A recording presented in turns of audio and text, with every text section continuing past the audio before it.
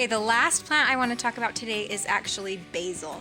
And basil, last year I actually kept a basil plant alive in my house for the entire year. So I'm going to show you how I did that. It's a really easy plant to grow. It really is hard to kill, and you can put it in pizza and in tomato soup. So your kids are going to love this plant. It smells great and it brings greenery inside your house. Okay, so we are going to put this basil plant in our garden, but I want to show you how we trim it, because you're going to keep trimming it like this all season, and you're going to end up with these little cuts off the top, and you'll actually put these into a jar and they will grow roots. Rude. They will grow roots out the bottom, and then you can replant these or you can use them in your recipes. Okay, so I'm going to show you with this one. These ones are the little base baby ones. And then the next batch up are right here.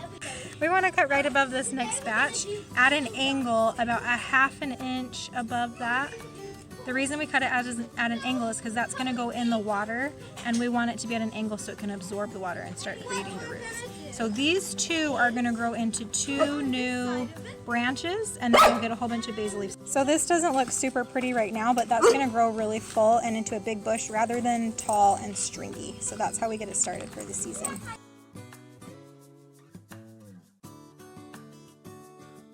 Okay, this is our basil plant. It has been in the ground for 1 week, and it grew. You can see where we trimmed it, and these 2 sides are growing into new branches, and they're growing up over to cover where those cut marks were, and they'll keep growing big.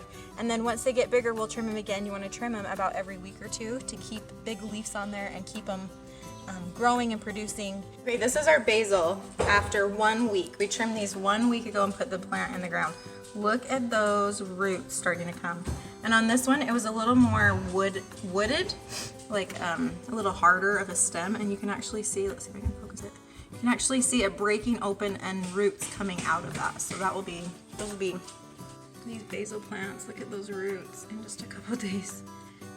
So they're coming along. We're gonna wait for them to get a little bit longer, and then we will put them in soil.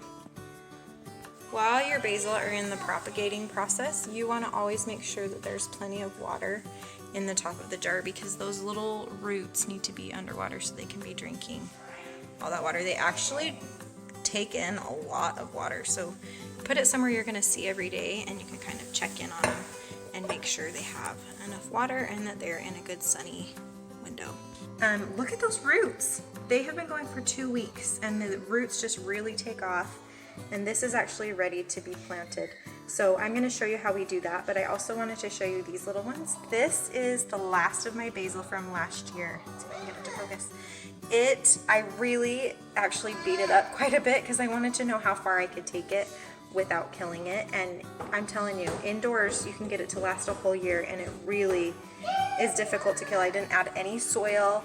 I left it weeks without trimming it, and the watering was really sporadic, and it was really easy. This year I will take a lot better care of it, but I wanted to know how hard it would be to get it to last year, and you definitely can.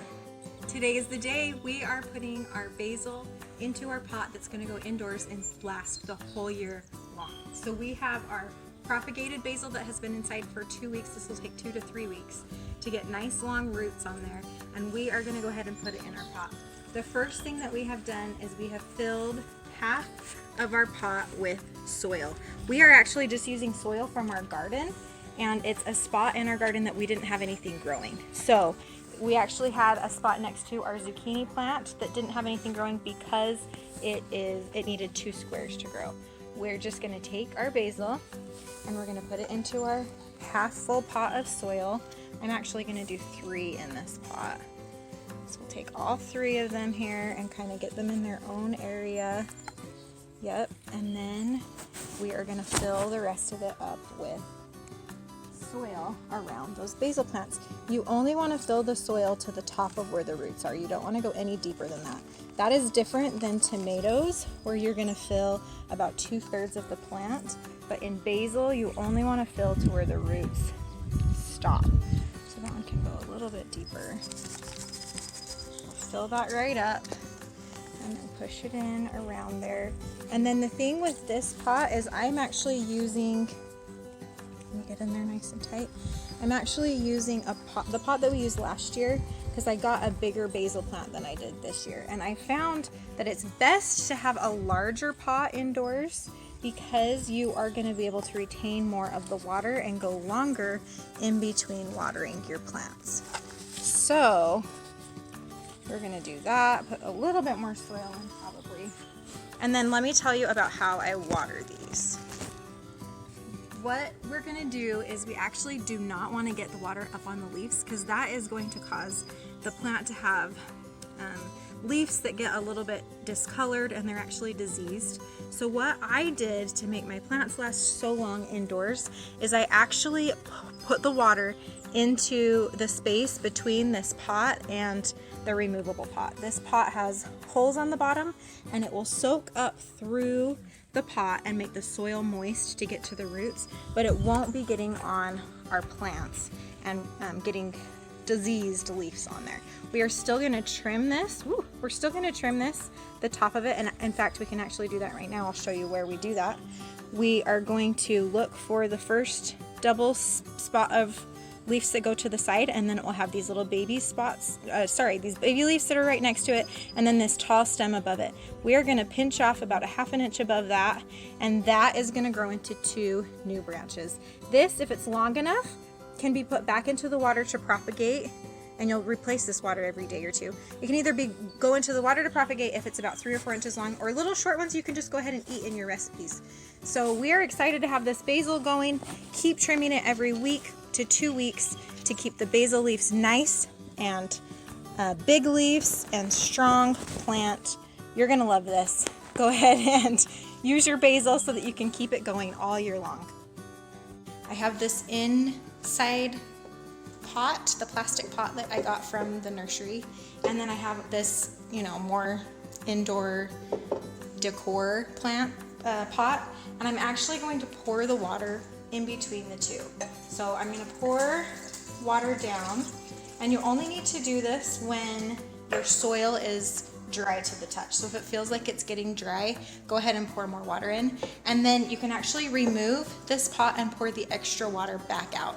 These plants basil plants do not like to have wet roots. They don't like to be sitting in water. So always dump out the extra water after it has soaked in as much as it can, and you can leave that for a day or 2. Just keep checking every couple days to see if it needs more water, and that is all you do. This is our basil plant that we put in the ground about 2 weeks ago. We are starting to get leaves with some damage on them, so we are actually just going to pinch those off to keep our plant healthy. So we are just going to do that, and then we also want to remove some of the upper plants when they get a little longer. So this one here you can see a little bit better. It grows a stem right there. And this is pretty short, but we're actually going to trim here because it encourages your leaves to stay big and encourages your plant to continue growing and producing more leaves. So the more you cut and pinch off the leaves, the more it will grow. Just go ahead and go through and pinch off those tops. You can just use these. If they're long enough, you can grow this into another plant by putting it in water again, but these ones are so short, we're just going to go ahead and use these in our recipes. But once they get a little bit longer, you can start the roots again and create a whole nother plant. Okay, this is all trimmed up and we got all of these leaves off the top. It looks kind of rough after just cutting it off, and it looks very stemmy, but all those little baby leaves are going to grow into bigger leaves and they're going to grow into new branches, and it will be looking fantastic.